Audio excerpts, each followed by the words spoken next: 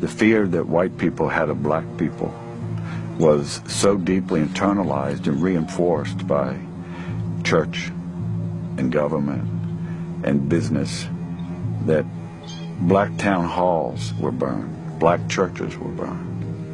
And if a black man defended himself against the aggressor, against a white man, not only could he be killed, but his family could be killed. He might be subjected to hours of torture.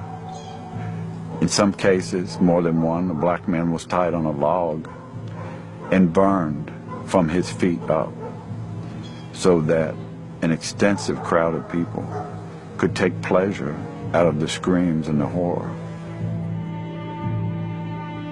At his home near Savannah, Georgia, James Allen has collected a photographic record of racial violence in the South.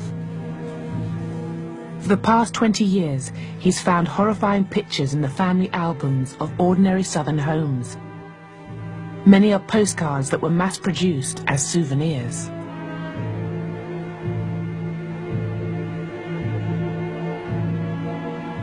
Some of these images were printed in the tens of thousands and sold for a dime or $1 a piece. Some of the postcards tell you where to write and the discounts you'll get if you buy 1, 10, or 100.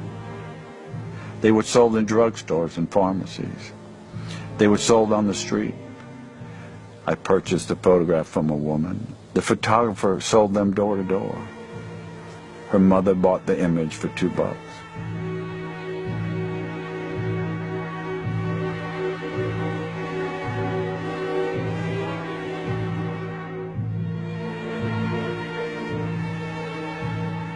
A murder that is of particular interest to me was of a 17-year-old boy by the name of Jess Washington in Waco, Texas, in 1916.